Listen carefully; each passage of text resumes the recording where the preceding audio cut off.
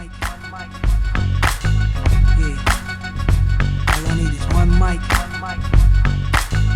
Yeah. All I need is one mic. Hey everybody, welcome back to One Mic, where I watch shit so you don't have to. And today I'm here to talk about season 2, episodes 1 and 2 of the HBO Max original series Raised by Wolves. Raised by Wolves was one of my favorites the year that it came out. I think it was maybe 2019. It might have been 2020. Yeah, I think it's probably 2020. But I liked it because there's nothing really like Raised by Wolves on television. Like, there's a lot of good sci-fi out right now. The sci-fi genre seems to be having something of a resurgence between like Foundation. You got The Expanse is over, but The Expanse kind of like helped that out in its later seasons on Amazon. Now you got Dune out here doing big things on the film side of things. So it seems like there's kind of been a little bit of a resurgence with sci-fi, and Raised by Wolves still is something completely separate from everything else. It's weird. It's not easy to follow. It's one of those things where like I can't sit back and be high and watch Raised by Wolves. Like, it's just not gonna happen. I feel like I can do that with Foundation. I can't really do that with Raised by Wolves because it's such a weird and complicated and complex show. But one of the things that I liked about it. And season 1, one of the other things that I liked was I liked the look of it. I liked the desolation. I liked the emptiness, the darkness. It was very cold. It was a very small cast, which I did review Raised by Wolves on One Mic for the podcast feed before I started this channel. And one of the things that one of the questions I think I should say that I posed about this show was that I wondered like how would they expand into future seasons, because the premise was that, you know, mother and father were sent there to start a new life on Kepler 22b. So how does the show evolve when you bring in more characters? And, you know, I enjoyed how small it felt in season 1. And now with season 2, all of those things that I liked are like wildly different now. And that took some getting used to for me. And that's not a criticism by any means, but like I said, I really like the desolation. I like the darkness. I like how small it felt. I like how cold it felt.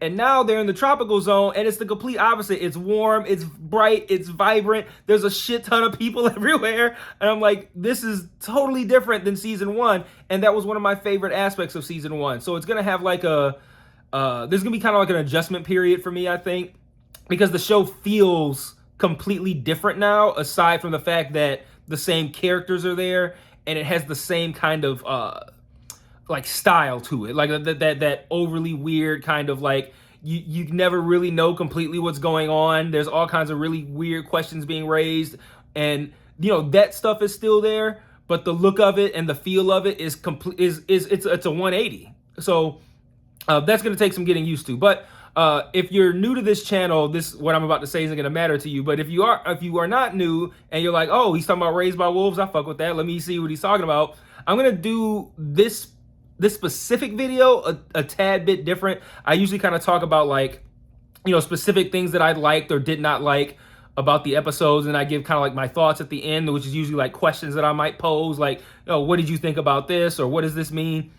But with a show this layered and this complex, what I'm gonna do, at least just for this episode, is kind of give like a catch up, right? So I'm gonna talk about like where the major characters are now in season 2 and kind of give like an explanation as best I can, because I mean shit, I don't understand everything going on, but you know, give an explanation of what's going on, because like a lot of the time spent in these first 2 episodes is toward helping you understand the culture of the collective and how they operate. So there's a whole lot of new things that are brought into play. So I'm just gonna kind of like talk about each of the main characters a little bit and what they're up to now, and then kind of just go from there. So I'm going to start with mother and father. I'm going to glance over here at my notes on occasion.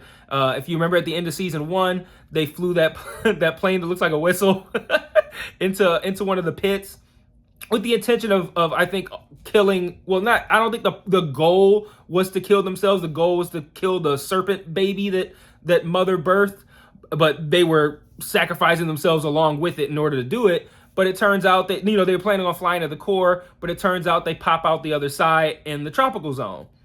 And now in season 2, we see the tropical zone. It's like I said, it's vibrant, it's bright, it's sunny. There's a ton of people there. This was all like in the first few seconds of the episode. I'm like, wow, there's a shit ton of people. Like, what's going on? And we find out that this is where the Collective lives, and the Collective is like an atheist group, like the Mithraic, but on the opposite side. And they're essentially run by something called the Trust, which is like a AI supercomputer. And it basically tells everybody what to do. No one does anything without asking permission first. And there are people there who don't like that because they feel like the Trust, well, they don't feel like, they know that the Trust is theoretically supposed to entrust a human to run the Collective once they feel said human is in the proper space to be able to do that. And the show is kind of playing around with a couple of options on who that might be. You know, there's still Paul still thinks that he's special. Campion still thinks that he's special. So there's all kinds of, Marcus still thinks that he's special. So there's all kinds of different people who feel like they're like some sort of prophet, right? And mother and father show up here. They're reunited with the kids and Sue immediately. And we just kind of get to see what's going on with them. So let's see, what is the first thing? Okay, we talked about the Collective and the Trust. The Trust actually speaks with Mother at a point in episode 1, and we find out that the Trust was actually created by Mother's creator, who is Campion Sturgis, who the Campion that we know is named after. In my season 1 notes and in my videos, I call him OG Campion because he's the original Campion, that not the kid Campion. So he's created by OG Campion, and he calls Mother's sister, which, I mean, hey, it tracks. So what I think I find interesting about the Collective and how the Collective is going to come into play this season is that in season 1, the Mithraic were kind of looked at as the bad guys, right? Like they were looked at, they were, you know, and they were led by Marcus, who was looked at as a bad guy. And now I feel like in season 2, we're going to take the opposite end of the spectrum, the atheist side, and they're going to be bad guys too. And I think there's going to be maybe like a little bit of tug of war here, at least for us as viewers, to kind of wrap our heads around, you know, not the idea of the Mithraic are right or wrong, or the Collective is right or wrong, that there needs to be some sort of balance and some sort of middle ground in between those two extremes. Because, you know, I would have thought that the atheist people would have been great, and they seemed at first like they were great. Like, this seems like a utopia, but I'm sure this is gonna go left in a way that's probably pretty unexpected. But on the surface, the Collective seems like the perfect place for everybody to be. But that's going to be an interesting thing that I'm pretty sure the show is going to play around with this season. Let's see, what else did I have here? There are people who live within the Collective who don't take kindly to mother and father and the children's presence.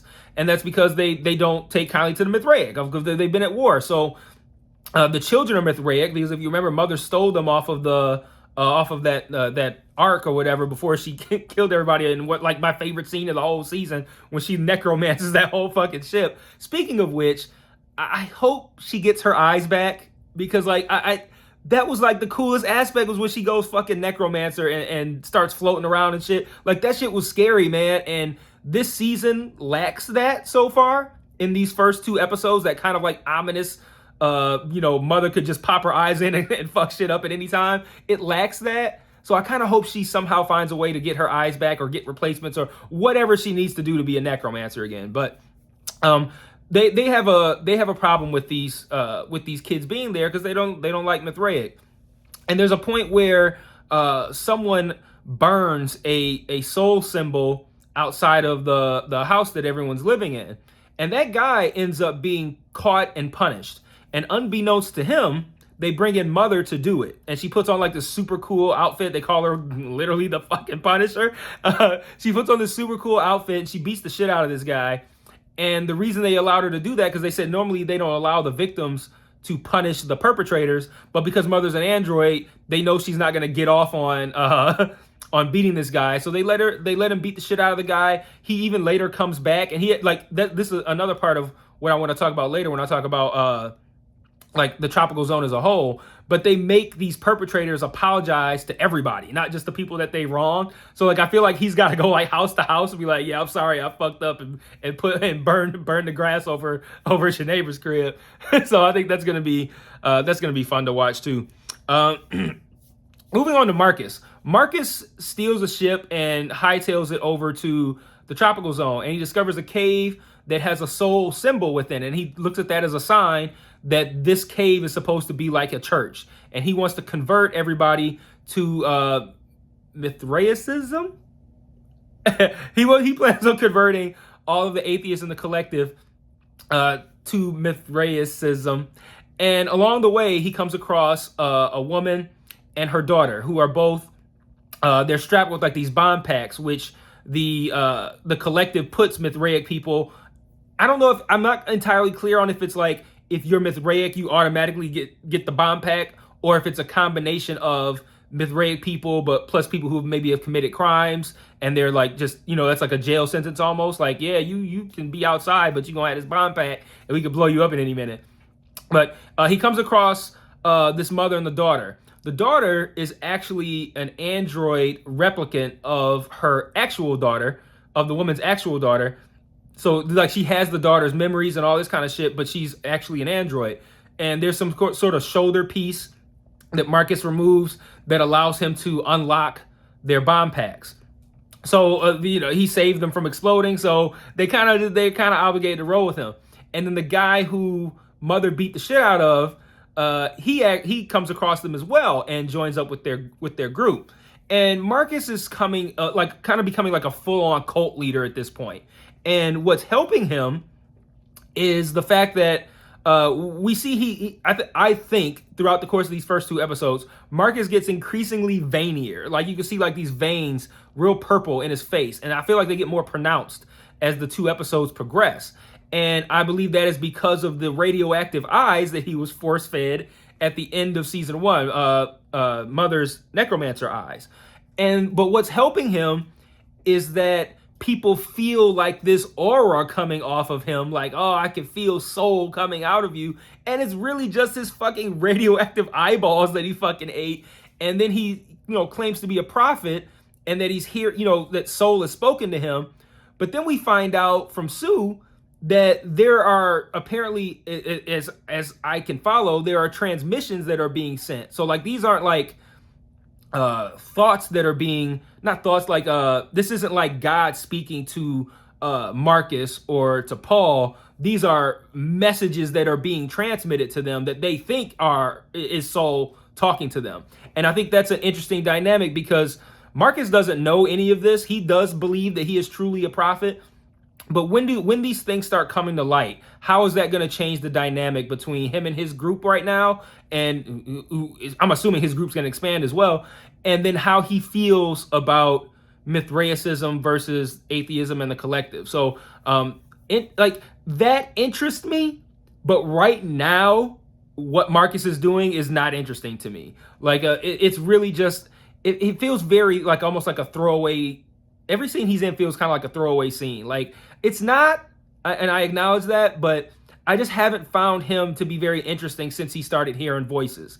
And I feel like his storyline is plodding along very, very slowly. Whereas like Mother, Father, and the kids, their storyline is throttling forward. So when you have that kind of contrast between, or it's like, I feel like Mother and Father's storyline is skipping over shit. Like that's kind of important. Like for instance, like with Sue, like how is Sue okay? Didn't Paul shoot her? And then they just come back with season 2 and she's like fine and no one says anything about it. There was something else with Mother and Father that I thought was that they glazed over or didn't talk about. So like that's shooting forward. And then I just feel like the Marcus shit just needs to kind of like, let's get going. Let's get some stuff going on here. The woman that he meets is named Decima. And it seems to me like they're going to form some sort of romantic relationship, I think. That's going to be kind of, I think, largely based in kind of like she worships him in a way. Like she's going to totally buy into this he's a prophet kind of thing. but I think that's going to come in and form into something that's more physical, because he mentions like he wants to start a real family and shit, talking to her, and I'm like, that sounds like a proposition to me. Let's see, is there anything else I have about Marcus? No, but when I mentioned the messages that are being transmitted, another thing Sue says is that there's an electromagnetic field around the tropical zone that the messages can't penetrate, which means that Marcus isn't going to be able to hear any more quote unquote thoughts or messages from Soul. So that's going to be interesting too, how that's going to play out. Another thing, this is not a major character here, but the Serpent baby is not dead, and the Serpent baby is now 100 feet long and apparently kills a research group that contained a child. They thought the Serpent baby was dead, but it shows up with Campion, and it kind of looked like Campion was attacked by it, but he says that he just got scared and fell out the tree. He thought the Serpent was scared as well. But because of this research group being killed and this child being killed, now the collective as a whole wants to kill the Serpent. And Mother feels an obligation to do it as well, just because once she feels like she's more prepared to do something like that, she'll do it easier and more efficiently than humans, but also because of that mother connection that she has. And this, I thought they did a really good job, I think, making the mother child connection with the Serpent, because they had a scene where the like ports that were in her stomach were like leaking the ooze that she, you know, that white milky substance that they have in their bodies instead of blood. And if you are a woman who has had a child, or a man who was or is with a woman who has had a child, you know that like women can start lactating when they're like around like other kids, like if another kid is crying or whatever. There's a number of ways in which a mother can lactate, and they had her do that.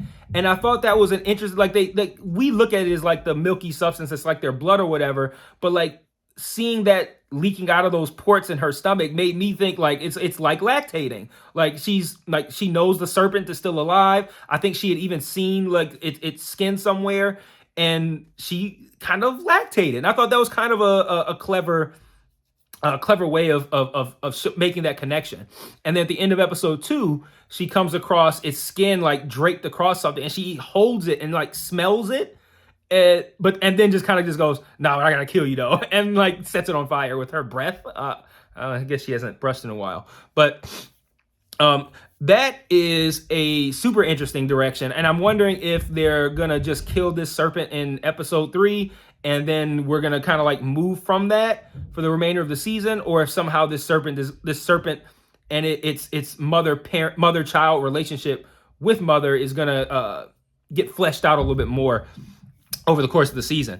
Also, want to talk about the tropical zone itself. I watched the after show, and they talked about there's some wide shots of the tropical zone that you see throughout the 2 episodes, and you see like these whirlpools that are like spinning around. And they told us that the whirlpools are just like the pits, like they go straight down into the core, just like the pits do. And the reason that the water that surrounds the tropical zone is acidic is because it travels through the core. So it's a pretty kind of like an impenetrable fortress here, because you got the electromagnetic field that covers it, and then you also have like this like acid moat that surrounds it. It's very difficult to get there. So I thought that was a pretty interesting thing to find out. Let's see. I already talked about how they spend a lot of time building up the culture of the collective and letting you know what that's like. They have this thing where they scan your eyes, and then they give you like an assignment in this little orb. And that's kind of like, I guess, what you do that day. It's really weird. They like I already talked about how they punish people who do wrong and make them like apologize and shit.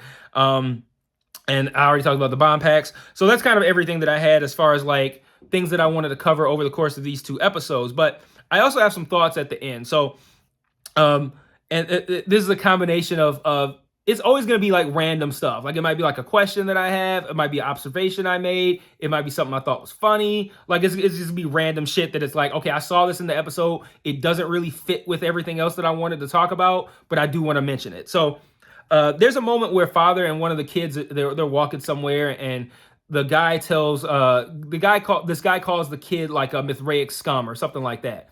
And father says something to her like, don't worry about him. He's too stupid to be dangerous. And it made me think of The Simpsons. There's a line of The Simpsons where this guy picks up Maggie and she has a sign taped to her that says, I'm a stupid baby, which was a sign that had been put on, that I think Bart had put on Lisa or something like that. And it just fell off. And Maggie was crawling around, so it got stuck to her. And this guy picks her up and he reads the sign and he goes, stupid babies need the most attention. And that was what I thought of when father brushed this guy off. Like, he's too stupid to be dangerous. My immediate thought was like, stupid people are the most dangerous. Like, you got to watch out for these people, man. I almost felt like that was a clue that like these collective people are not merely going to be people who just grumble about having Mithraic children around. Like they're going to be a problem. And I felt like that was like a key. And but I highly doubt Ridley Scott also watches The Simpsons. I don't know. That shit was in like season, like in the first 5 seasons probably. I already mentioned that I'm still one of my 2 problems right now so far with the show are, one, I'm still getting used to the different look of it. Like I said, I really like the way season 1 looked. This is the complete opposite. So I'm kind of coming to grips with that. And the other thing is that I just don't find Marcus very interesting at this point. But I already mentioned that. And this one is kind of like a question that I wanted to pose. And it's that if Marcus is truly radioactive from eating Mother's necromancer eyes, and that's what's making him the veins in his face all, purpley and bulgy, the fact that there are people around him and that Decima wanted to touch him, are they going to get radioactive poisoning as well? Like is she going to start getting veins and all that kind of shit? And if so, how are they going to respond to that? Are they going to look at that as like, oh shit, I'm just like the prophet now? Or are they going to be like, oh shit, I'm sick and the prophet made me sick. Maybe he's not all that great. So I'm reaching pretty far with that, but just a thought I had. And then these last 2 are probably 2 of my favorite lines from episodes 1 and 2. There's a moment where father is talking about basically how much he likes the collective.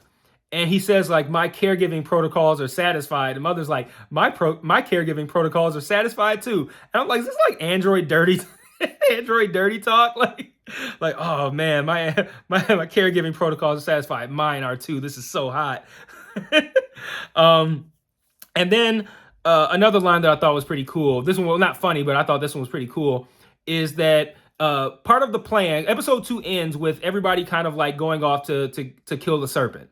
And father's like, I thought I'm on the attack team. He's like, well, you kind of are. You're leading the bait team. He's like, the bait, not debate, the bait, BAIT. And it's all of the bomb pack people. And essentially the plan is for it's for the serpent to eat them and then they explode the bomb packs. So they're sacrificing these people. And they don't know that though. And father walks up and one of the guys says something like, I thought we were supposed to be killing the serpent. How are we supposed to help if we don't have any weapons? And father says like, I don't think you fully comprehend the situation. You are the weapons. And they look like, oh shit.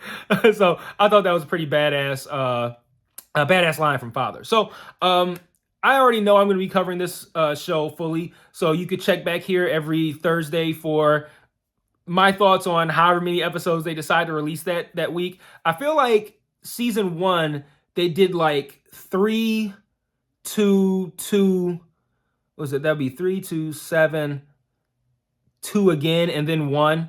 Like, I feel like that's how they did it with season 1. But they only put out 2 episodes this week. So I don't know if they're going to do maybe like 2 every week for 5 weeks. If they're going to do 1 every week after this. I don't know what the release schedule is going to be like. But however many they put out each week, come back here Thursday, and I'll be here to talk about it. That'll be probably fairly late on Thursday until Peacemaker is over, because I'm going to watch that first.